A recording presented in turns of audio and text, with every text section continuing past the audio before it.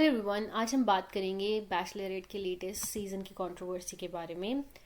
तो ये week Taylor Frankie Paul के लिए डायरेक्टली बहुत मुश्किल रहा और ऑनेस्टली जो भी सामने आया वो एक करके इतना लेयर्ड है, समझना ज़रूरी है पूरा कॉन्टेक्स्ट। तो शुरुआत से शुरू करते हैं क्योंकि ये स्टोरी सिर्फ एक लीक वीडियो या एक कंट्रोवर्सी नहीं है, ये एक पैटर्न है जो काफ़ी टाइम से चल रहा था और जिसे एबीसी ने विलफुली इग्नोर किया। पहले बैकग्राउंड समझते हैं उनके लिए जो secret lives of Mormon wise नहीं देखते। टेलर फ्रैंकी पॉल वो वुमन है जो मॉर्मन वाइज के सीजन 1 में इसेंशियली शो के मेन कैरेक्टर बन गई थी। उनकी लाइफ, उनका टुमल्चुअस रिलेशनशिप विद डकोटा, उनका सॉफ्ट स्विंगिंग एरा, उनकी पर्सनल चॉइसेस, सब कुछ ओपनली प्ले आउट हो रहा था उस सीजन में। और सीजन 1 का एक मेजर स्टोरी लाइन था टेलर का 2023 अरेस्ट, जिसमें वो एलिजिडली डाकोटा के साथ वायलेंट हो गई थी और ये सब एक बच्चे के सामने हुआ था। वो अरेस्ट, वो गिल्टी प्ली, वो 3 साल का प्रोबेशन, ये सब पब्लिकली अवेलेबल इंफॉर्मेशन है। शो पर दिखाई गया था, इंटरनेट पर वाइडली कवर था, कोई सीक्रेट नहीं था।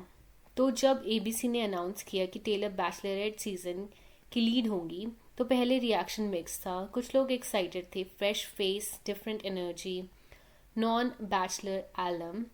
लेकिन जो लोग मॉर्मन वाइज देखते थे वो पहले से थोड़ा स्केप्टिकल थे और सीजन 4 ने वो स्केप्टिसिज्म और भी बढ़ा दिया। इस सीजन में क्लियरली दिखा कि टेलर इमोशनली डकोटा से अभी भी बहुत ज़्यादा अटैच थी। वो लिटरली बैचलरेट फिल्मिंग के लिए जाने से एक रात पहले डकोटा के साथ थी। ये कोई अलग एंगल नहीं था, ये शो पर था, सब देख सकते थे। फिर इस वीक सब कुछ एक साथ एक्सप्लोड हुआ। सबसे पहले न्यूज़ आई कि मॉर्मन वाइव्स का प्रोडक्शन पॉज हो गया है। हेली गो, जो शो की कास्ट मेंबर हैं, उन्होंने ऑनलाइन कंफर्म किया कि सब कुछ रोक दिया गया है। पीपल मैगजीन ने भी ये रिपोर्ट किया कि बाकी सारी मॉम्स टेलर के साथ एसोसिएट नहीं होना चाहती फिलहाल। और फिर वजह सामने आई, टेलर और डकोटा के बीच का एक डोमेस्टिक वायलेंस सिचुएशन इन्वेस्टिगेट हो रहा था। ये सब एक साथ एक ही हफ्ते में। टीएमजी की रिपोर्टिंग के मुताबिक और दोनों साइड्स की स्टोरी यहाँ अलग अलग है। एक रात टेलर और डकोटा एक कार में थे, आर्ग्यूमेंट हुआ, ड्रिंक स्पिल हुआ, चीज़ें एस्केलेट हुई। टेलर के सोर्सेस कहते हैं डकोटा फिजिकल हुआ। डकोटा के सोर्सेस कहते हैं टेलर ने पहले फिजिकल होके उसे चोक किया, अपने नेकलेस से नेक पर हाथ डालिया और ये सब उनके बेटे के सामने हुआ। पुलिस कॉल आई, फिर एलिजिडली टेलर ने डकोटा को कन्विंस किया कि पुलिस को बोलो सब ठीक है। वो वापस आए अगले दिन, दोबारा फाइट हुई, नेक पर स्क्रैचेस आए। डकोटा के फ्रेंड ने इंजरीज देखी और खुद पुलिस को कॉल किया।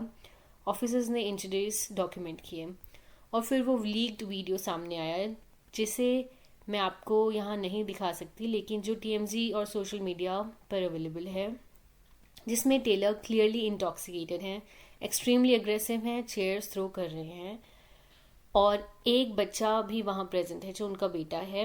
वो फुटेज देखने के बाद बहुत लोग वो ग्रेस भी नहीं दे पाए जो शायद वो पहले दे रहे थे, क्योंकि इंटेंशंस, कंटेक्स्ट, रिलेशनशिप डायनामिक्स, ये सब बातें होती हैं। लेकिन एक बच्चा सामने बैठा हो और ये सब हो रहा हो, वो मोमेंट बियॉन्ड डिबेट है। अब यहाँ एक इम्पॉर्टेंट नुआंस है जो होना चाहिए इस कन्वर्जेशन में। दोनों साइड्स अपने अपनी स्टोरी दे रहे हैं। डकोटा भी परफेक्टली इनोसेंट नहीं नेसेसरली हैं। इस सिचुएशन में रिलेशनशिप्स कॉम्प्लेक्स होते हैं और सिर्फ एक साइड की स्टोरी पर फुली रिलाई करना फेयर नहीं होता।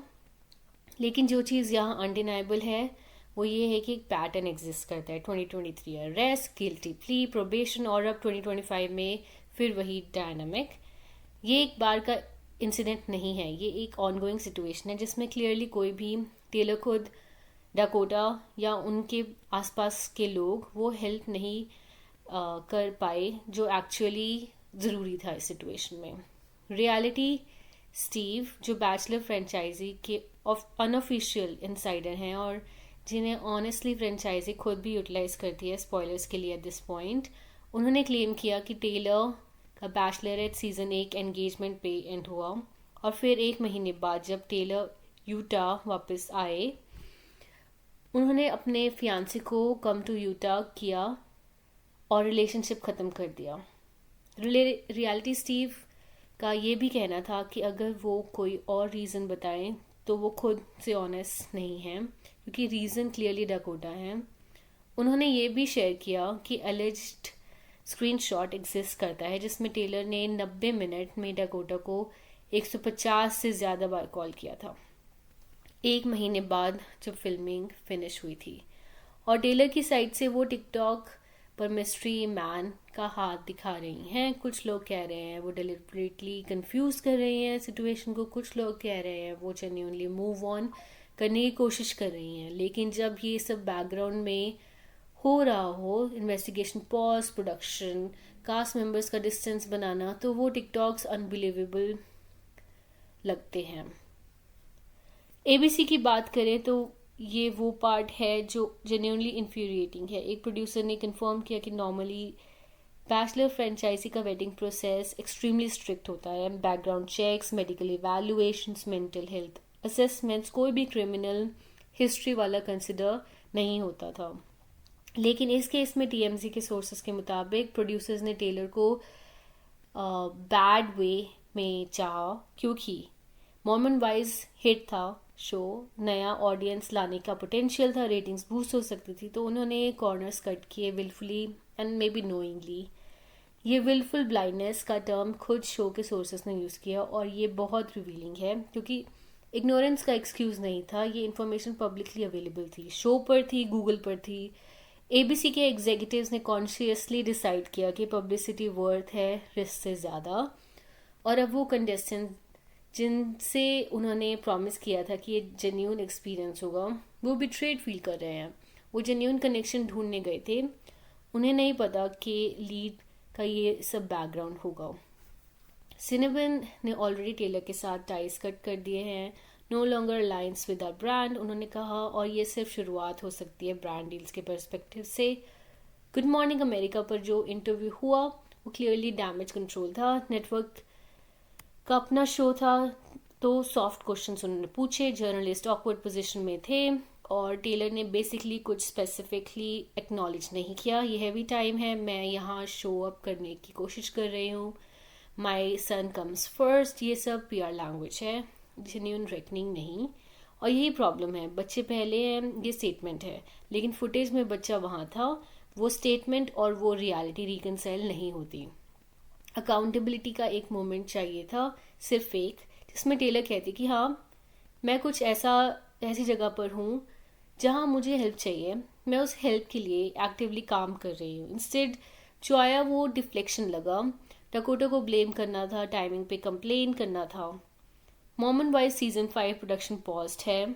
बैचलरेट सीजन अभी भी संडे को एयर होने वाला है, जो अपने आप में एक इंटरेस्टिंग डिसीजन है एबीसी का।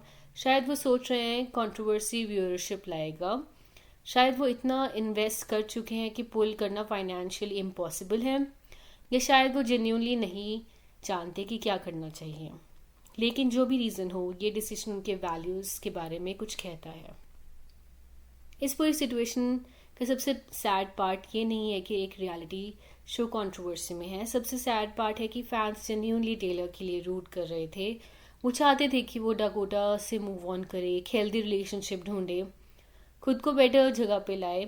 सीज़न 4 देख के बहुत लोगों को रियलाइज़ हुआ कि वो रेडी नहीं है शायद, और अब जो सामने आया वो कंफर्म करता है कि ये जर्नी अभी बहुत ज़्यादा इनकम्प्लीट है।